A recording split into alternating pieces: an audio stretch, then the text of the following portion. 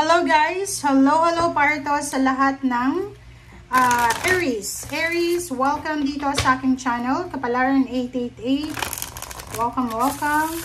Alamin natin Aries kung anong message, vibration, gabay energy para sa lahat ng Aries. This is general reading. Pwede kang makaresonate dito. Gamitin mo ang iyong intuition sa panonood.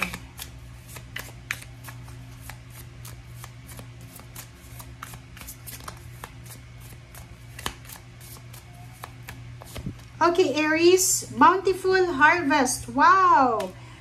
Alam mo yung first sign ngayon, Aries, Leo, Sagittarius, sobrang swerte nyo.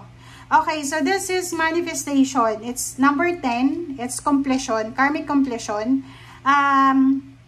Matagal mo to Aries na hinihintay. So, dito sinasabi ng barahan na this week ay matatanggap mo yung napakalaking harvest season, napakalaking harvest time.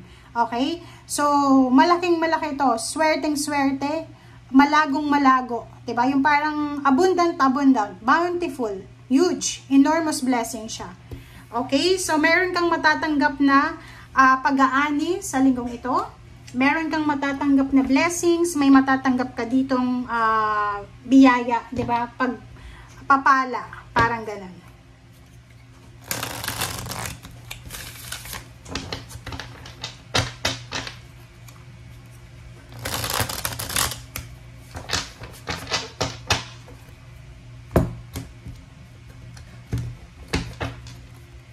Okay, Three of Earth.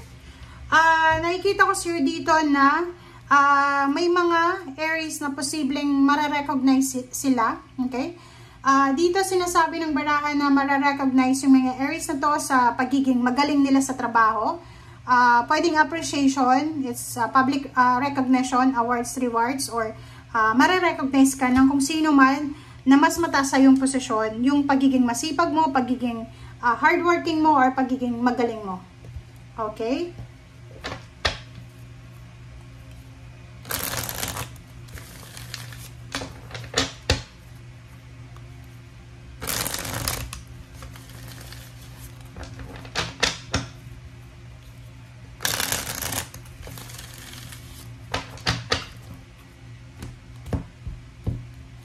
Okay, Aries.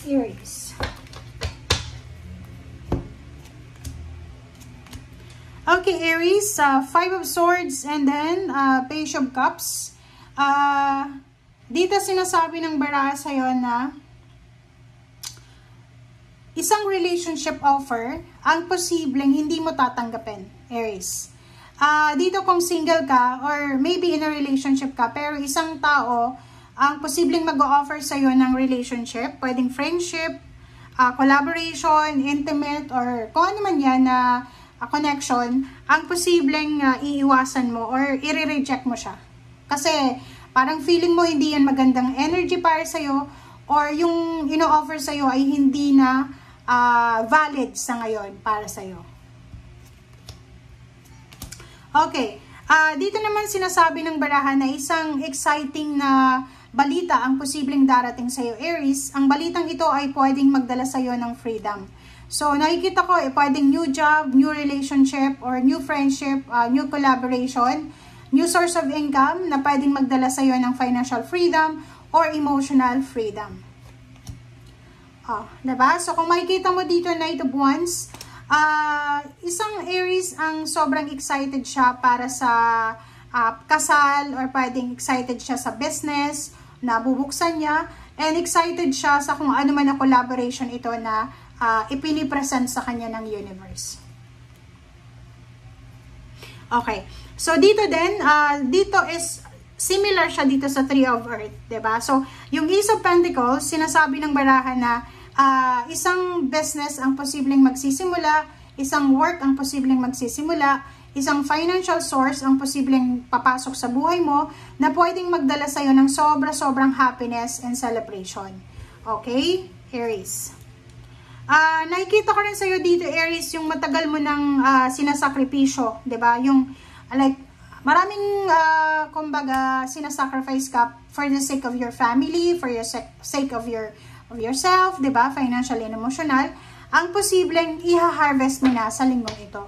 So, nakikita ko sir dito, ano ba yan? Sacrifice, double time, mga overtime, parang ganyan, or yung mga sakripisyo mo para sa pamilya mo ay makukuha mo na talagang i-harvest siya sa ngayon. Transformation, massive, fast. So, sinasabi ng baraha sa'yo dito, pwedeng isa kang OFW, sinasabi ng baraha sa'yo, isang mabilis na kumbaga blessings ang posibleng darating sa'yo. Medyo mababawasan yung mga obligations mo. Parang may retirement dito eh. Mabilis na lump sum of money, mabilis na retirement, mabilis na travel, or kung ano man na mabilis na to na darating sa'yo. Okay, 4 of Cups. So, nakikita ko sa'yo dito na posibleng isang tao, Aries, ang kailangan ng tulong sa trabaho. So, sinasabi ng baraha kung may kakilala ka na nangangailangan ng tulong sa trabaho, posibleng sila yung hihingi ng assistance from you, or ikaw kung may problema ka sa trabaho mo, kailangan mo ng tulong, protection, assistance, ay posibleng may darating na tutulong sa'yo. Okay, so dito naman sinasabi ng baraha sa'yo, yung pamilya mo ay kailangan mong suportahan. Parang sinasabi ng baraha dito, Aries, na sa ngayon, sa kasalukuyan, this week or every day, kailangan mong bantayan yung stability and balance ng iyong family. So, ibig sabihin, hanapin natin, ayusin natin ang ating pamilya. I-prioritize natin ang pamilya natin kaysa doon sa mga tao sa paligid natin. Okay? Next card is King of Swords. It's a direction. Queen of Swords. Ang galing na ito, guys.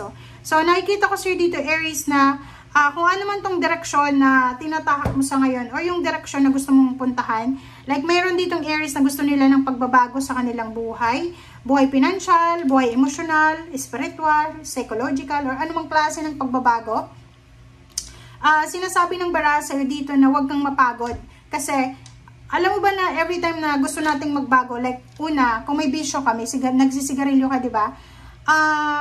Yung unang araw na sasabihin mo na, ay, kailangan ko nang alisin yung sigarilyo. Napakahirap niyan, diba? Napakahirap.